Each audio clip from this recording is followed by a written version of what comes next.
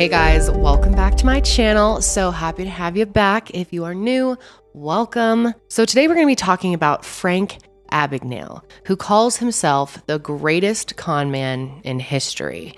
And he probably is, but not really for the reasons you may think or for the reasons that he says. You may have seen the movie Catch Me If You Can with Tom Hanks and Leonardo DiCaprio, and it's a really good movie, but obviously it's a movie, and a lot of the things that happen in the movie actually aren't true. And you may think that you know this story, but trust me, unless you've done a lot of research on it, you probably do not know the full story, because a lot of the lies that Frank has told have come out to be lies themselves.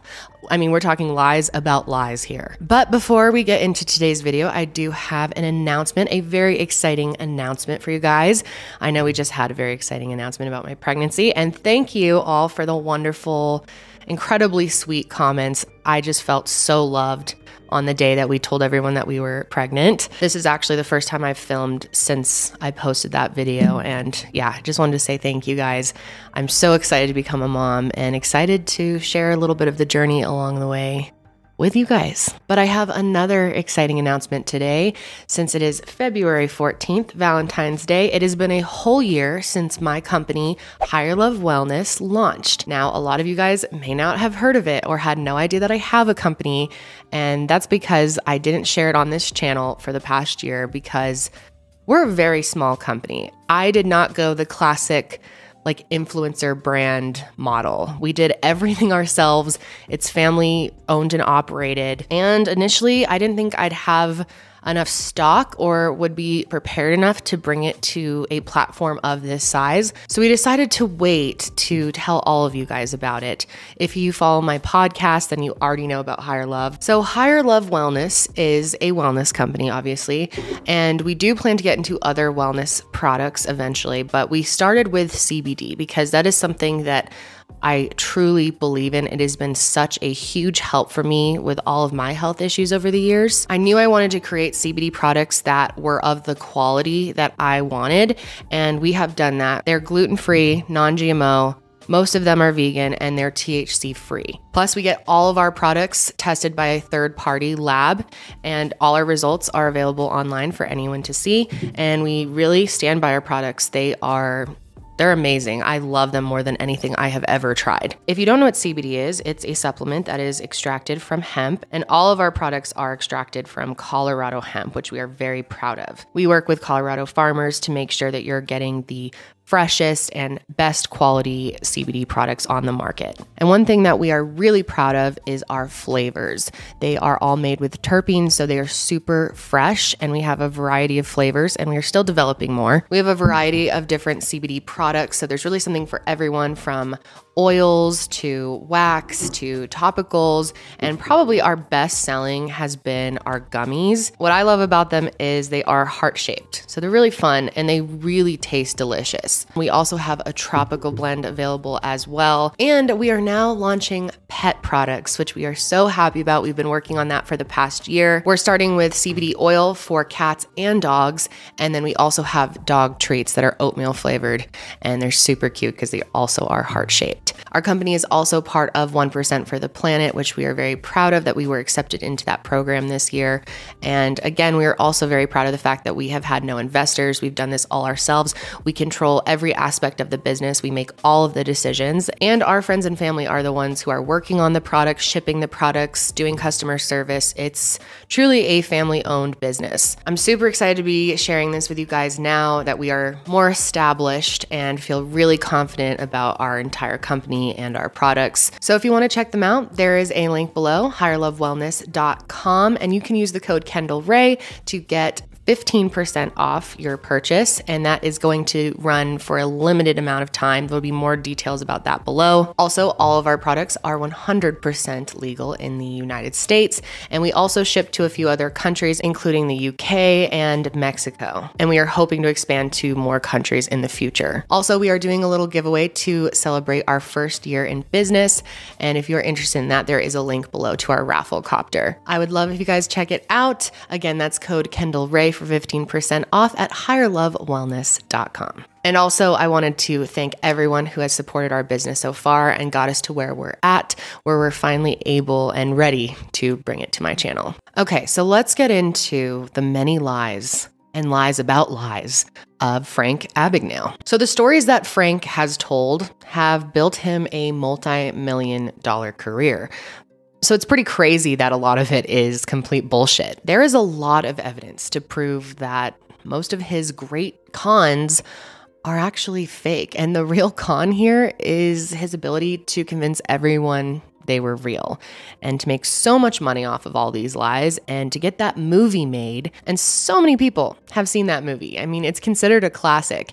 And the majority of those people have no idea that the story is really not based on a true story. It's based on a whole lot of lies. The reality is Frank's story really went unchecked for decades and only has recently been questioned. And that's why I really wanted to do a video on this, because I think the majority of you have no idea. Even though 2 reporters have came forward and uncovered the truth, all of his fame and, the movie really kind of overshadow the reality. Frank convinced the world that he was able to successfully impersonate a pilot, a doctor, a lawyer, and a professor, and that he did all of that while avoiding the FBI and capture for years. Since there's 2 versions of the story, we're going to start with Frank's version of the story, and then I'll go back and tell you which parts of Frank's story are true and which ones are not. So Frank William Abagnale Jr. was born on April 27th, 1948 in Bronxville, New York. He was the 3rd of 4 children to his parents, Frank Sr. and Paulette. And at 16 years old, he was pulled out of school one day and abruptly told that his parents were getting a divorce. And in the movie, that's a big scene that he has to decide whether to live with his mom or his dad, and he just can't decide. And he gets so upset that he runs away. In his version of the story, he was brought to the courthouse and told that he needed to pick who to live with. And then during the 10-minute recess, he decided to abandon his whole family and ran away. From that day forward, he doesn't see his mom for 7 years and he never sees his dad again. In the movie, he sees his dad again, but in reality, in Frank's version, he doesn't ever see his dad. Yeah, when I was 16 years old, my parents separated, and I found myself in a courtroom with my parents and the judge telling me that I had to decide which parent I was going to live with.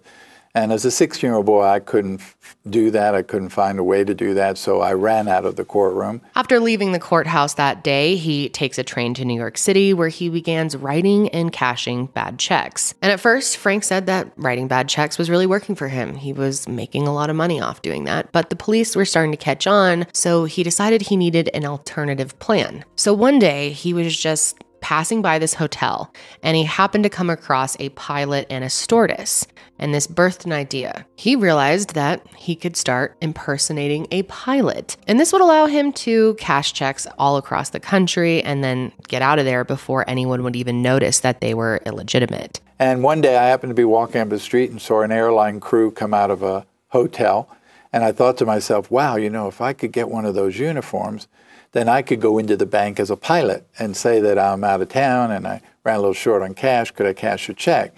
And it would make it so much easier. Never thinking of anything else other than just that. Everything I did was at the moment, never premeditated. No remorse at the time? No thinking of consequences? I always tell people who say, you were brilliant, you were a genius. I was just a kid. And I think that was a success that I had being a kid, because I had no conscience. I had no thoughts of being caught. I think because I was so young, I didn't premeditate anything. So I didn't sit out in front of a bank with a $500 check and say, I'm going to go in and cash this check, so here's my plan. I'll say this, and if they say this, then I'll do this. If they do this, I'll do that. I just went in and did it.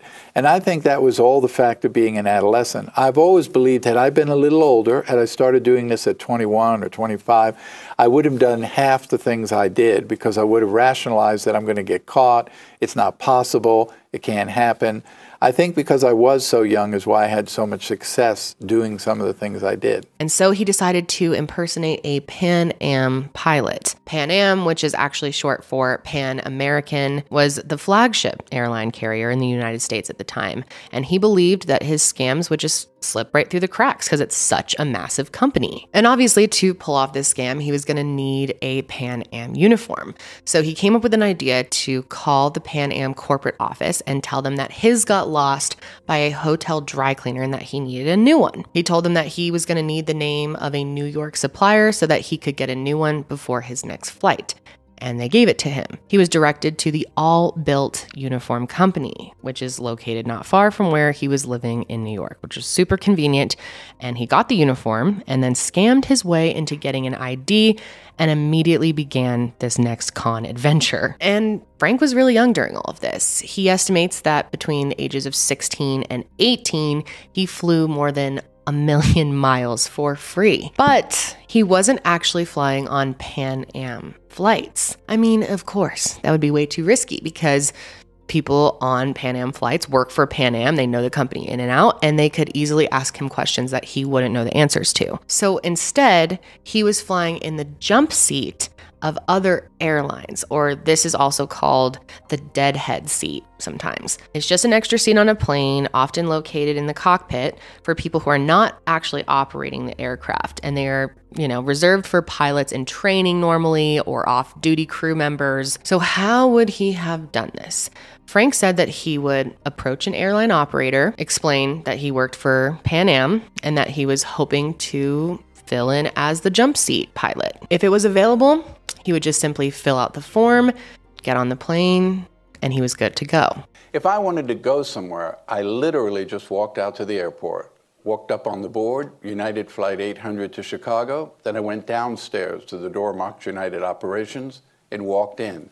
The operations clerk, hey, Pan Am, what can we do for you? So what if the jump seats open on 800 needed at Chicago? It's open this evening, I'd like to get a pink slip pass. I'd give him my ID, write me out a pass, I'd walk out, hand it to the flight attendant, she'd open the door to the cockpit, and I'd step in. And like I said earlier, this whole impersonating a pilot part of his life went on for like 2 years, from 1964 to 1966. So then in 1966, it was time for Frank to move on to a new scam. And at this point, he was 18 years old. And if you've seen Catch Me If You Can or know anything about this story, you know that his next scam was to impersonate a doctor, which sounds pretty impossible, right? At the time, Frank was living in Georgia.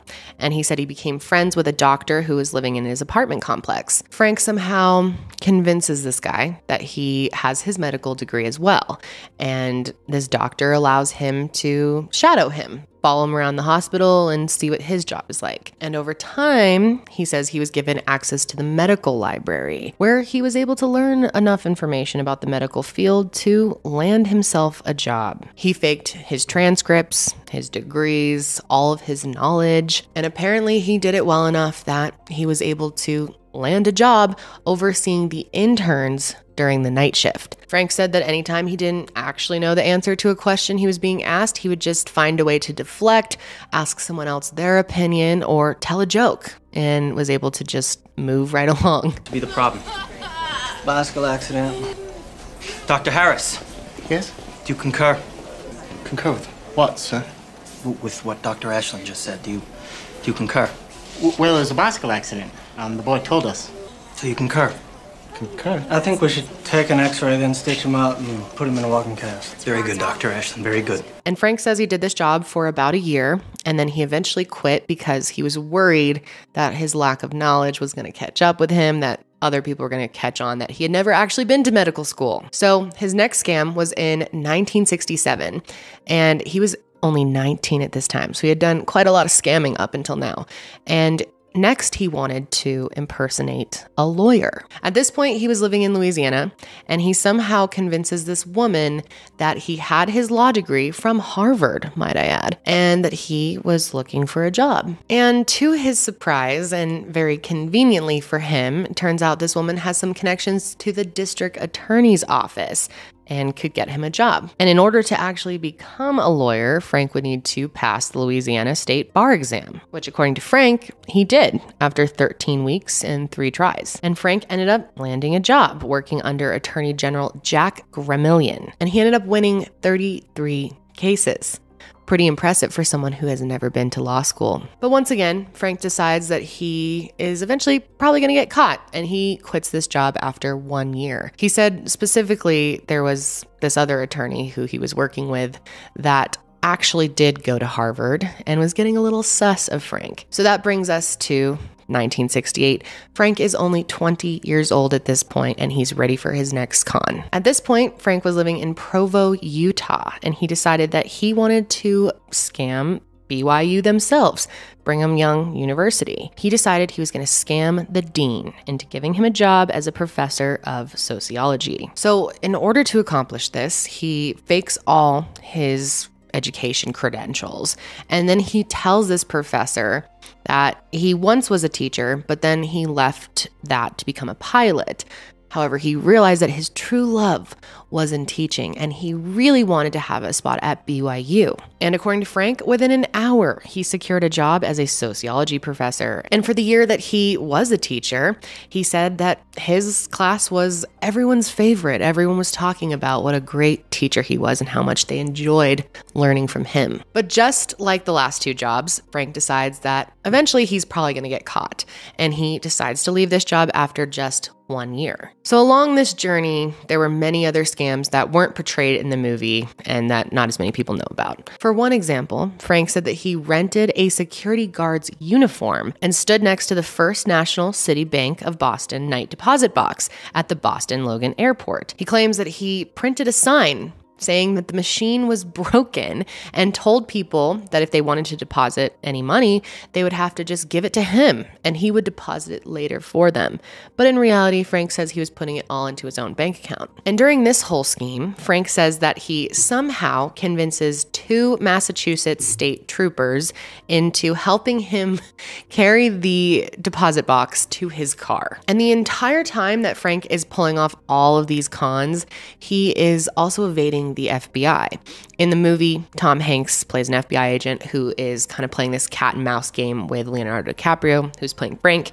And obviously there were more than just one FBI agent following him and trying to capture him. But Frank was able to avoid capture because he was constantly moving states, had different identities, so he was able to avoid arrest for several years. And having gone so long at this point without capture, and being so young, only 20 at the time, Frank decided that he was going to retire from the con life and just move to France and try to live a normal life there. But the whole living a normal life plan did not work well for Frank. He just loved the scam life too much. And eventually, even though he had millions of dollars in his bank account at this point, he started committing forgery in Sweden and France. Frank says that he was only arrested once in his life at age 21 in Montpellier, France. He said he was arrested after an Interpol, which is International Crime Police Organization, warrant was issued in Sweden.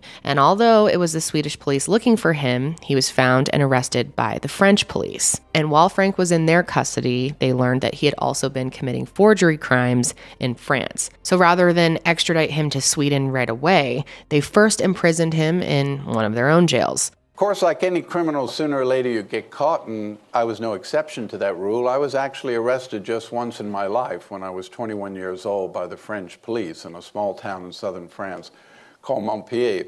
The French police were actually arresting me on an Interpol warrant issued by the Swedish police, who were looking for me for forgery in Sweden but believed that I was living in France.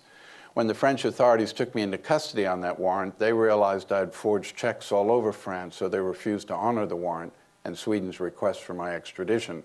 They later convicted me of forgery and sent me to French prison. Frank was sentenced to 6 months in the house of arrest, which I had never heard of, but apparently the conditions were so bad that he ended up losing 89 pounds and he left only 109 pounds. And after serving his time in France, he was extradited to Malmö, Sweden, where he served some more time for his forgery. When he wrapped up serving time in Sweden, he was 23 years old. At that point, he was handed over to the FBI, who had already spent 5 years looking for him. But Frank was determined to avoid having to serve any time in America. And because he had so much knowledge about planes from his time impersonating a pilot, he had the perfect plan to escape. Now, in the movie, this plays out pretty different than Frank's version.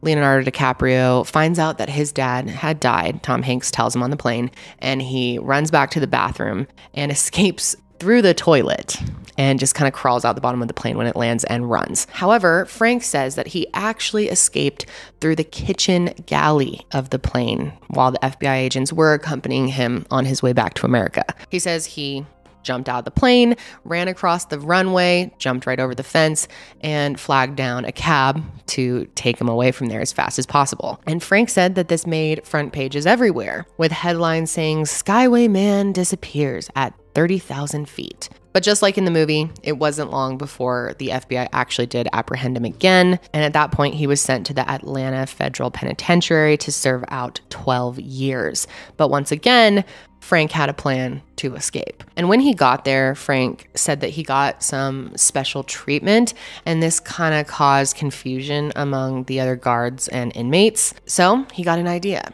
to take advantage of this confusion. And so he came up with a plan to impersonate a federal prison inspector. And to make this lie even more believable, Frank used his one phone call in jail to call a girlfriend of his and ask if she could help him forge an FBI business card. And the plan was she would give it to him when she came to visit him in jail. And it worked.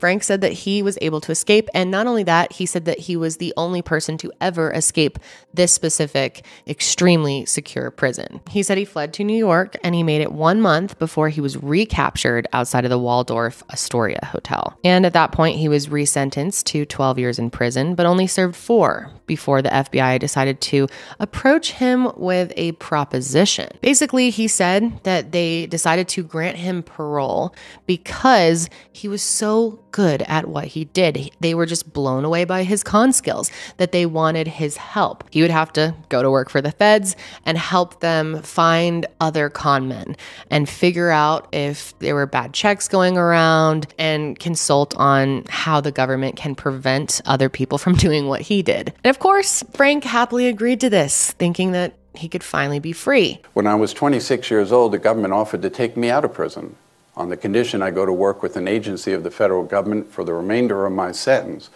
or until my parole had been satisfactorily completed. I agreed and was released. This year I'm celebrating 41 years at the FBI. I've been at the Bureau for more than 4 decades. So in 1974, the parole board sent him to Houston, Texas, where he began his consulting work and eventually opened his own firm called Abagnale and Associates. And then he would spend the next 40 years of his life creating programs and giving speeches to educate others on how to avoid cybercrime, identity theft, and more. You're here because you're assisting AARP Wyoming and AARP nationally to give good advice to people to protect themselves from fraud and from criminal imposters like you were at one time in your life. People look at my life and they're very fascinated by all the things I did between 16 and 21. I recently turned 70, so I look back, of course, on my life. And what most amazes me is the fact that I did those things. I went to prison, served my time, paid my debt, lived in such an amazing country where you can get out and change your life if you want to, reconstruct your life, and I was able to get that second chance, which is amazing. So everything that I just explained sounds pretty familiar to anyone that is familiar with Frank, his story, or has seen Catch Me If You Can. But like I said earlier, all of that was based on lies. And there was a lot more that Frank said happened, but for the sake of time, I decided to skip some of that, or we would be sitting here listening to bullshit all day. Frank did scam. He stole things. He was a liar, but not quite to the extent that he claimed. But if that's the case, how have his stories become so widely accepted by everyone? And anyone that you ask about Catch Me If You Can normally says, oh yeah, that's all based on a true story. So there's this show called To Tell the Truth, and it first aired in 1956. And in the show, panelists are presented with 3 contestants, and one of them is deemed the central character. Then all 3 contestants are questioned by the panelists regarding the abnormal job that they had or experienced to see if they are telling the truth. And for the central character, this abnormal job or experience is real to them, and they're required to answer truthfully. And the other 2 are supposed to lie and convince the panelists that it was them who held this job or had this unusual experience. You get the gist. Before the show, the imposters are given sheets of information about the central character, so they have all the information they need to try to, trick the panelists into thinking they are the one that is telling the truth. And the point is for the central character to get away without being chosen, and in the end, if you win, you get $500. And in 1977, a few years after Frank was released on parole, he was featured as the central character on the show. 3 gentlemen over there all claim to be Frank William Abagnale, who has had a career as a doctor, a college professor, and an airline pilot, not one of which he was qualified for. So, for the first time, he's going to have to tell the truth, and we're going to start our questioning with Kitty. Thank you. Well, whoever you are, I don't think you're exactly to be congratulated, but it is a marvelous story. Number one, why, with all your talent, and you're obviously a very bright fellow, why didn't you go in for a legitimate profession? It was really a question of dollars and cents. When I was a young man, I needed the money, and I thought this list of careers were the easiest way to get it. I see. Number 2, how come you stayed on the state's attorney's staff for 6 years? They didn't catch you out. No, it wasn't for 6 years. It was approximately 1 year. Oh, I see. But even so, they didn't catch you out, did No. they? Number 3, when you got your pilot's license, did you pilot the plane? I never piloted a plane. Most of the time I spent in a jump seat. Which jump seat? I took other airlines that were not the brand that I had my pilot's license with that I was working for. Oh, and you mean you were traveling for nothing? I traveled, that's right, for nothing. I get it. And of course, he won. He won the $500. He was able to trick the panelists. And not only that, this was kind of his intro to the media. Okay. Here we go. Now, will the real Frank William Abagnale please stand up? Strike 3, folks.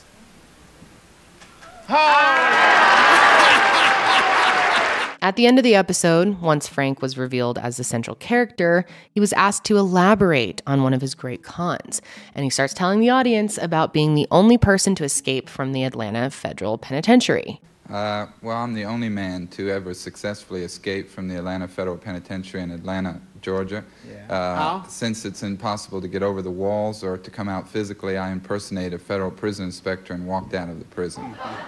And because the premise of the show is that the central character is the one telling the truth about their experience, the audience all believed him. They were supposed to do fact-checking before filming the episodes, but it was not done. And that's mainly because the ratings for the show were starting to decline. So they weren't as worried about making sure the central character was actually talking about a true experience. And thousands of viewers saw Frank on the show and were amazed by his experience and just wanted to know more. So eventually, Frank was featured on The Tonight Show with Johnny Carson, and he would actually end up doing that show several times. And of course, the more he was featured, the more detailed his story became. From the late 70s on, Frank was featured on countless TV shows. And he always maintained the idea that even though he was a scammer, he was kind of a good scammer because he would never do it to individual people or small businesses. He would always go after large corporations who were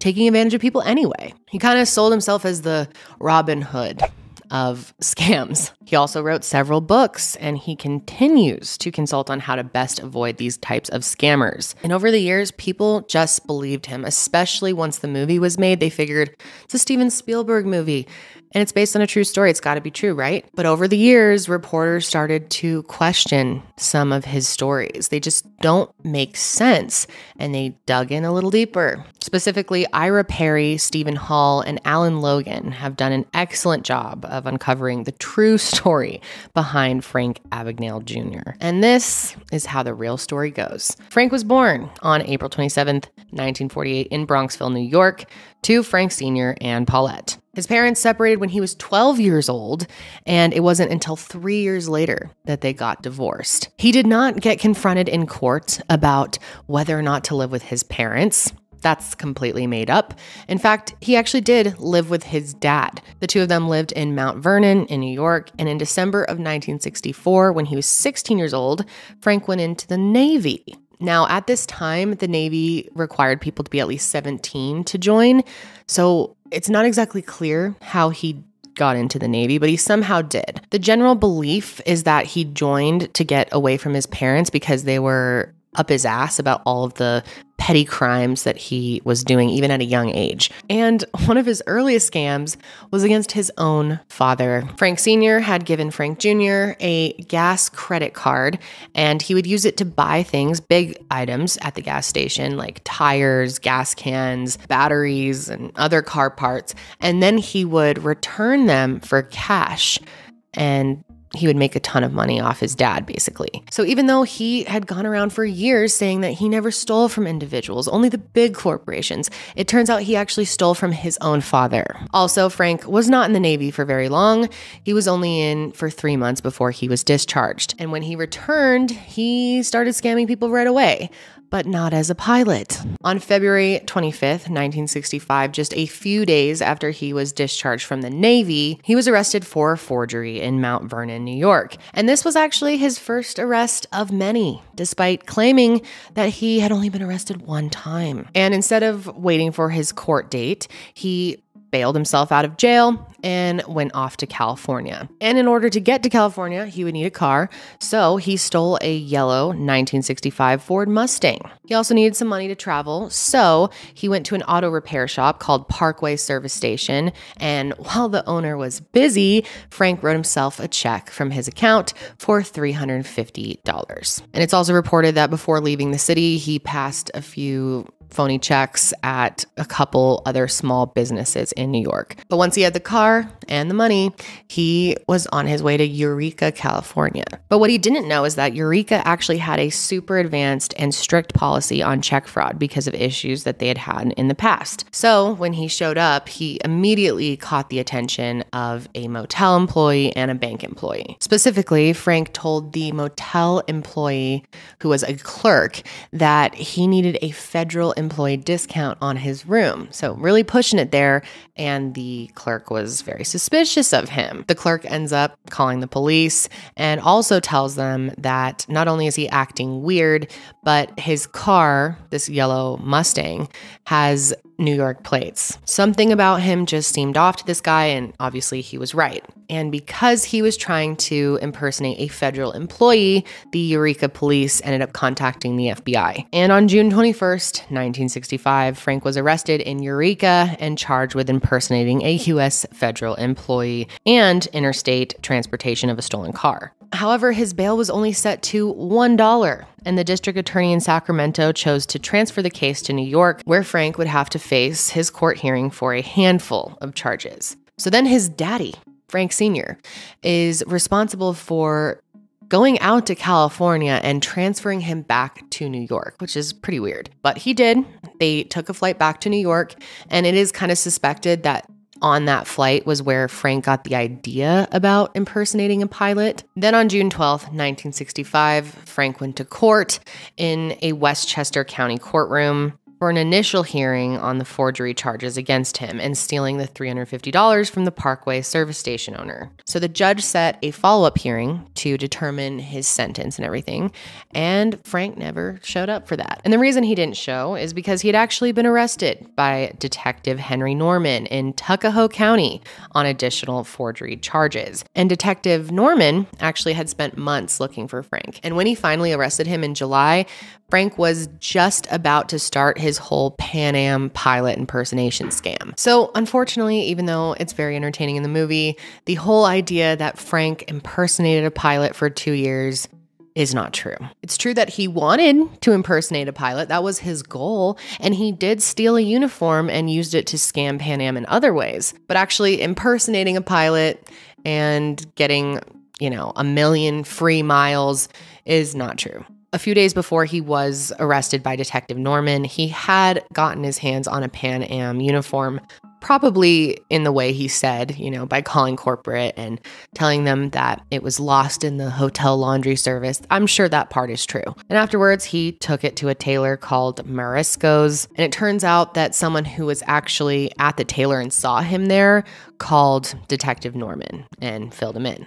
And that's actually where he was arrested, right outside the tailor. And it turns out he was wearing his Pan Am uniform. And when police questioned him about it, he said that he was in training for Pan Am, and that's how he got the uniform. While he was under arrest, Frank admitted to all the forgery charges, and he was turned back over to the Westchester County Police Department. And after 4 days in custody, Frank had to appear in Manhattan court to face federal stolen car charges. And on July 22nd, 1965, Frank was sentenced to 3 years at the Great Meadow Correctional Institute in New York. However, he only served 2 years because he was granted parole on May 8th, 1967. But it wasn't long before he got in trouble again. He ended up committing forgery in Boston just a few months later. So many people think that the whole story of him, standing outside of the bank, pretending that the machine was broken and collecting people's deposits was, it's obviously not true, but they think that he kind of got the idea for that from his forgery in Boston.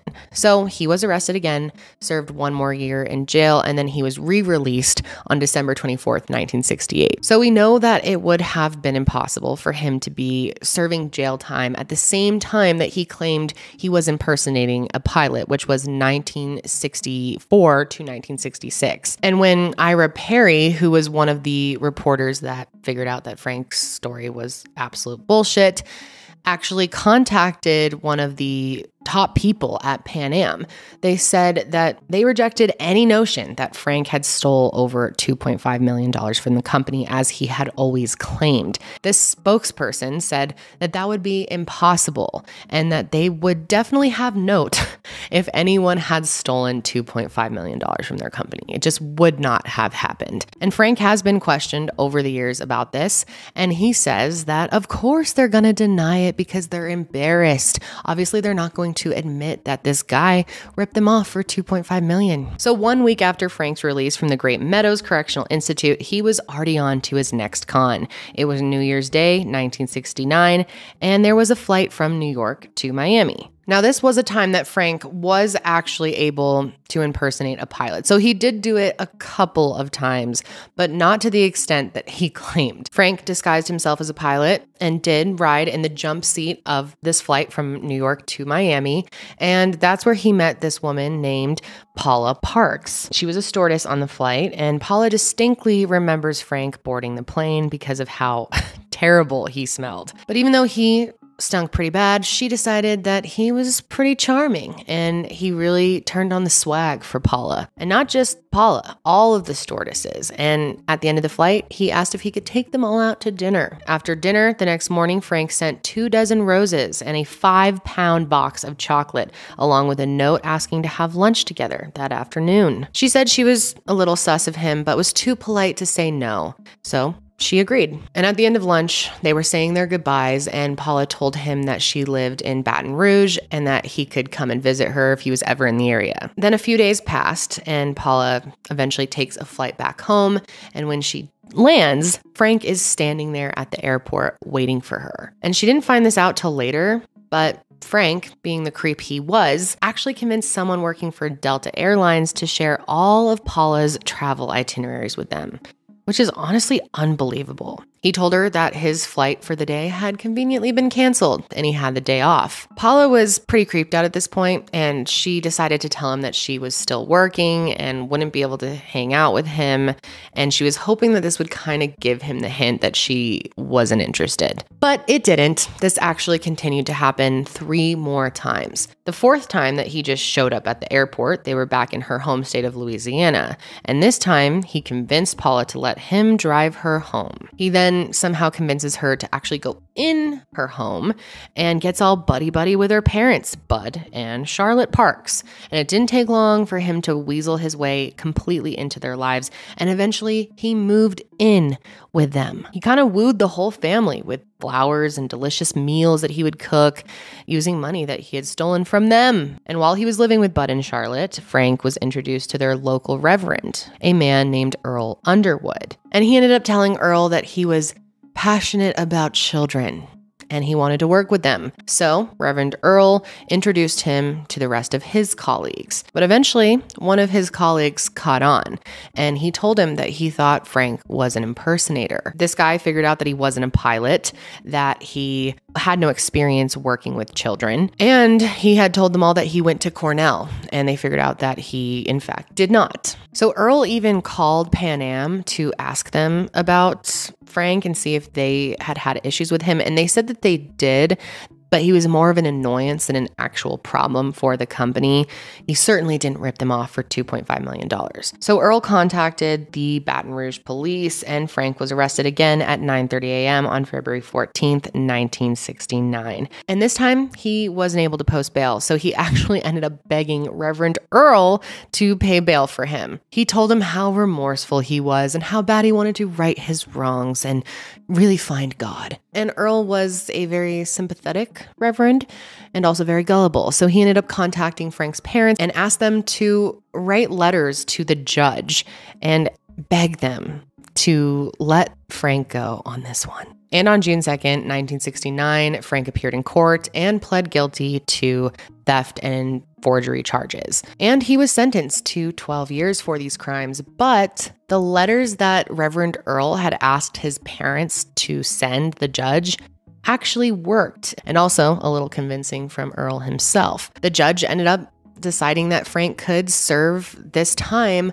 while on probation, as long as he got some psychiatric help. So then, in August of 1969, Frank decides to actually go to Sweden. While he was there, he spent his time ripping off innocent people and small businesses, even though he claimed he never did that. And his first victim was Arne Hansen and his boss, Harry Anderson. He conned Harry out of a few $100 and also got a free stay at Arne's house. But Frank was gone before they could even figure out the truth and that they had been conned. His next victim was Jan Hillman, an auto repair shop owner. Frank drove up to his shop with a damaged blue Fiat with French plates, and he asked Jan if he could fix his car, and in the meantime, he would rent one from him. And with no reason to suspect that he was lying, Jan believed him, and he was off with another stolen car. Frank ended up returning to France with this stolen car, and it wasn't long until French police caught him forging checks. So this part of the story, the whole France and Sweden thing, is actually true. Frank was arrested, but he wasn't sent off to prison in horrible conditions to starve and lose 89 pounds. In fact, it would actually be impossible for him to be alive if he lost 89 pounds in the span of 3 months. And he said he was incarcerated for 6 months. It was actually only 3. So anyway, he finished serving his jail time in France on January 9th, 1970. On March 26th, Swedish authorities sentenced him to 2 months. And then they also deported him and banned him from Sweden for 8 years. And when Frank tells this part of the story, he says that 12 nations had fixed the extradition papers in his name, including the United States. And this is also the part of the story where he says the FBI took him on a plane back to America and he escaped out the kitchen galley. And as much as I want this part of the story to be true, it is not true. It turns out no major US agency was looking for Frank at this time. The FBI was not on some 5-year mission to find the greatest con man in American history. That's all bullshit. The truth is, Frank made it back into America without being flagged by Interpol or any US agency. But of course, coming back into the country so easily just didn't fit his narrative. He needed a way to explain why he was free after deportation from Sweden. So all of this was bullshit. He did not escape the plane. He did not have headlines written about him. Nobody wrote about this. The FBI was aware of the smaller crimes, the forgery, the theft that he was committing. However, they were allowing local authorities to handle it because it wasn't a big deal to them. So Frank was sort of a free man at this point.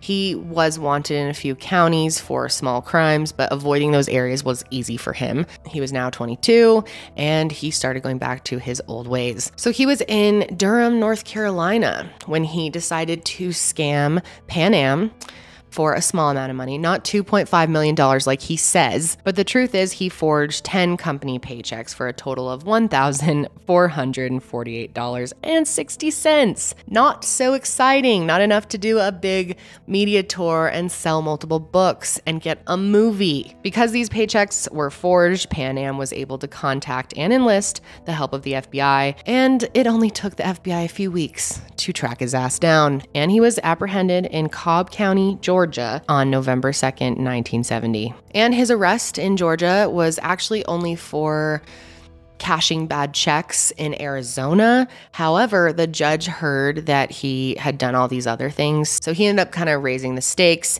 and he sentenced Frank to 10 years in prison. Now, the story of Frank escaping jail isn't completely false, but how he said it happened is exaggerated. Frank was not at the very secure Atlanta Federal Penitentiary, and he did not escape from there. In fact, he was actually at Cobb County Jail, and he did not pretend to be a prison inspector either. Turns out he actually just escaped during processing when 2 guards had their backs turned, and 4 days later, he was arrested again by 2 cops who happened to see him standing by a pretzel stand. And all they did to figure out that it was him was call out, "Hey, Frank!"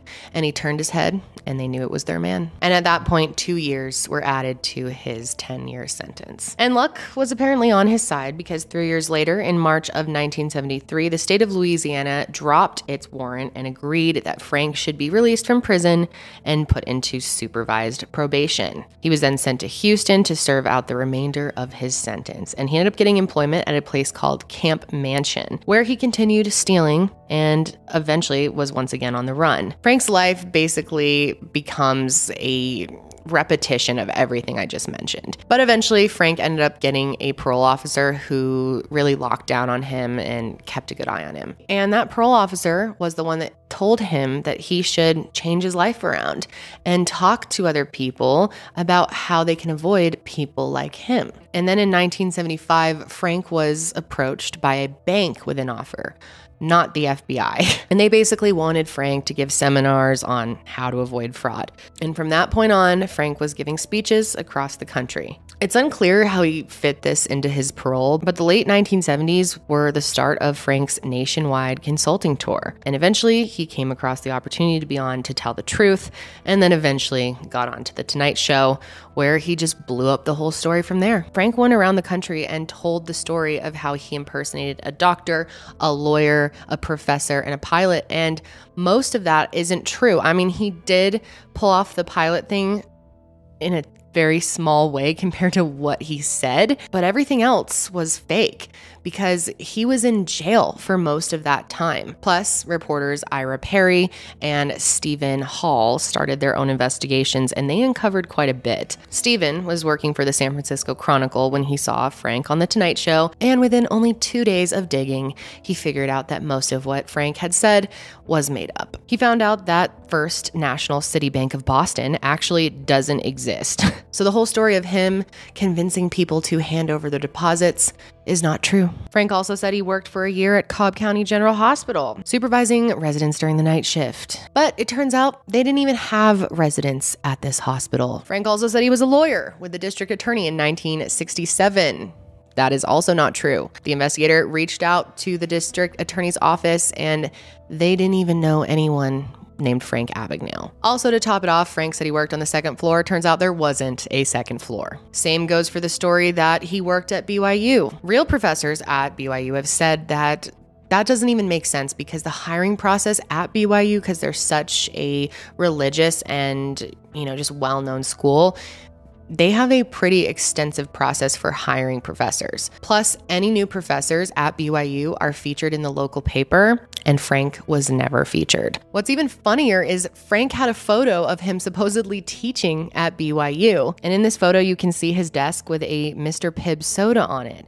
But it turns out Mr. Pibb didn't even exist until 1972, 4 years after he said he was a teacher. But why have so many people not heard the truth about Frank and still believe everything that he said. Well, when Stephen Hall's article was published on October 6, 1978, it went practically nowhere.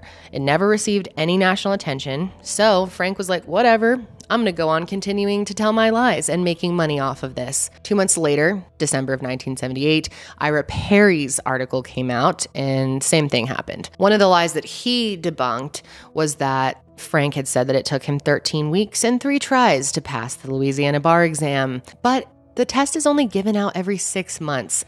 So that would have been impossible. If he had actually taken 3 stabs at the bar exam, it would have taken him a year and a half. And at that point, according to Frank's timeline, he was already a professor. When Ira's story came out, it did deter Frank from doing an appearance that he was supposed to do that day. Because it didn't get much buzz and people didn't really seem to care, Frank just went on telling his story. And although he still claims to be associated with the FBI, no agent from the Bureau has actually confirmed this. And a few of them have actually publicly stated that they want nothing to do with him. The FBI has even called Frank's crimes unsophisticated. The thing is, Frank was or is a scammer, and he stole money from families and small businesses around the world, even though he went around trying to act like this Robin Hood type person. Now, he continues to do the work that he has been doing to this day. So clearly he's established some type of trust and respect in the industry. But clearly Frank Abagnale Jr. is a scammer and a con man and actually conned people about conning people.